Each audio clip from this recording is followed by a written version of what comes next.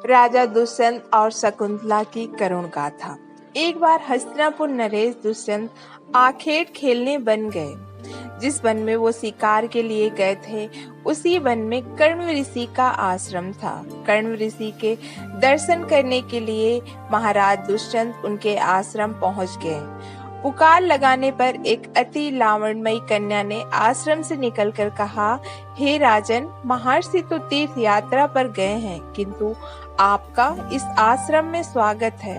उस कन्या को देखकर महाराज दुष्यंत ने पूछा, बालिके, आप कौन हैं? बालिका ने कहा, मेरा नाम शकुंतला है और मैं कण्व ऋषि की पुत्री हूँ। उस कन्या की बात सुनकर महाराज दुष्यंत आश्चर्यचकित होकर बोले, महर्षि तो आजन्म ब्रह्मचारी हैं, फिर आप उनकी पुत्री कैसे हुई? उनके इस प्रश्न के उत्तर में शकुंतला ने कहा, वास्तव में मेरे माता पिता मेनका और विश्वामित्र है। मेरी माता ने मेरे जन्म होते ही मुझे वन में छोड़ दिया था, जहाँ पर शकुंत नाम के पक्षी ने मेरी रक्षा की, इसलिए मेरा नाम शकुंतला पड़ा। इसके बाद कण्व ऋषि की दृष्टि मुझ पर पड़ी और वो मुझे अपने आश्रम में ले आए। उन्होंने ही मेरा भरण पोषण किया है। जन्म देने वाला, पोषण करने वाला तथा अन्न देने वाला, ये तीनों ही पिता कहे जाते हैं। इस प्रकार कण्व ऋषि मेरे पिता हुए। शकुंतला की वचनों को सुनकर महाराज दुष्यंत ने कहा, शकुंतले, तुम क्षत्रिय कन्या हो। तुम्हारे सौंदर्य को देखकर मैं अपना हृदय तुम पर अर्पित कर चुका हूँ। यदि तुम किसी प्रकार की आपत्ति न हो तो मैं तुमसे विवाह करना चाहता हूँ। शकुंतला भी महाराज दुष्यंत पर मोहित हो चुकी थी, अतः उसने भी अपनी स्वीकृति प्रदान कर दी। दोनों ने गंधर्व विवाह कर लिया। कुछ काल महाराज दुष्यंत ने शकुंतला के साथ विहार करते हुए वन में ही व्यतीत किया।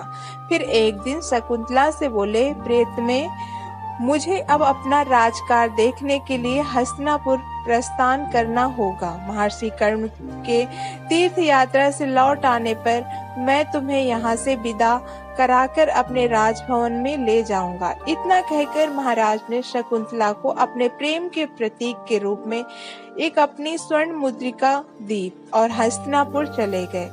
एक दिन उनके आश्रम में दुर्वासा ऋषि पधारे। महाराज दुष्यंत के विरह में लीन होने के कारण शकुंतला को उनके आगमन का ज्ञान भी नहीं हुआ और उसने दुर्वासा ऋषि का यथोचित स्वागत सत्कार नहीं किया। दुर्वासा ऋषि ने इसे अपना अपमान समझा और क्रोधित होकर बोले, बालिके, मैं तुझे श्राप देता हूँ कि जिस के ध्यान में लीन होकर तूने मेरा निरादर किया है, वो तुझे भूल जाएगा। दुर्वासा ऋषि के श्राप को सुनकर शकुंतला का ध्यान टूटा और वो उनके चरणों में गिरकर क्षमा प्रार्थना करने लगी। शकुंतला की क्षमा प्रार्थना से द्रवित होकर दुर्वासा ऋषि ने कहा, अच्छा, यदि तेरे पास उसका कोई प्रेम चिन्ह होगा तो वो इस चिन्ह को देखकर तुझे तेरी स्मृति हो जाएगी।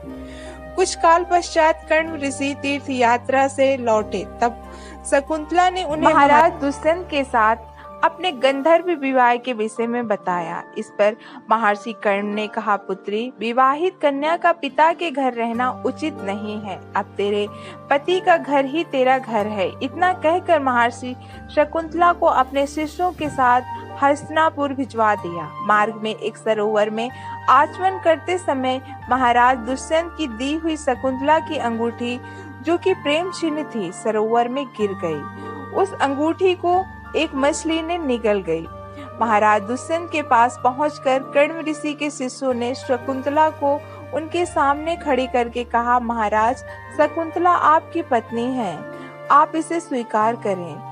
महाराज तो दुर्वासा ऋषि के श्राप के कारण शकुंतला को विस्मृत कर चुके थे, अतः उन्होंने शकुंतला को स्वीकार नहीं किया और उस पर उल्टा होने का लांछन लगाने लगे। शकुंतला का अपमान होते ही आकाश में जोरों से बिजली कड़क उठी और सबके सामने उसकी माता मेनका उसे उठाकर ले गई। जिस मछली ने शकुंतला की अंगूठी को निगल लिया था, एक दिन वो मछुआरे के जाल में आ फंसी।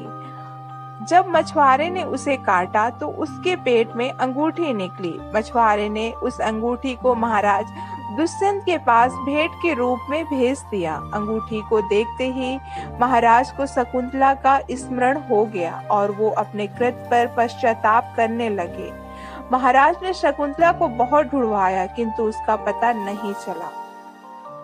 कुछ दिनों के बाद देवराज इंद्र के निमंत्रण पाकर देवासुर संग्राम में उनकी सहायता करने के लिए महाराज दुष्यंत इंद्र की नगरी अमरावती गए। संग्राम में विजय प्राप्त करने के पश्चात जब वो आकाश मार्ग से हस्तिनापुर लौट रहे थे तो मार्ग में उन्हें कश्यप ऋषि का आश्रम दृष्टिगत हुआ। उनके आश्रम के लिए वो वहां रुक गए। आश्रम में एक सुंदर बालक एक भयंकर सिंह के साथ खेल रहा था। मेनका ने शकुंतला को कश्यप ऋषि के पास लाकर छोड़ा था तथा वो बालक शकुंतला का ही पुत्र था। उस बालक को देखकर महाराज के हृदय में प्रेम की भावना उमड़ पड़ी।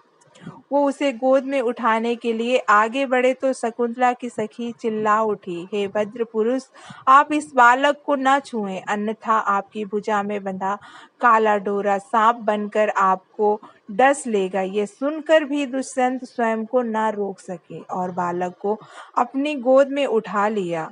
अब सखी ने आश्चर्य से कहा कि बालक की भुजा में काला बंधा डोरा पृथ्वी पर गिर गया है। सखी को ज्ञात था कि बालक को जब कभी भी उसका पिता अपनी गोद में लेगा वो काला डोरा पृथ्वी पर गिर जाएगा। सखी ने प्रसन्नता होकर समस्त वृत्तांत शकुंतला को सुनाया। शकुंतला महाराज दुष्यंत के पास आई।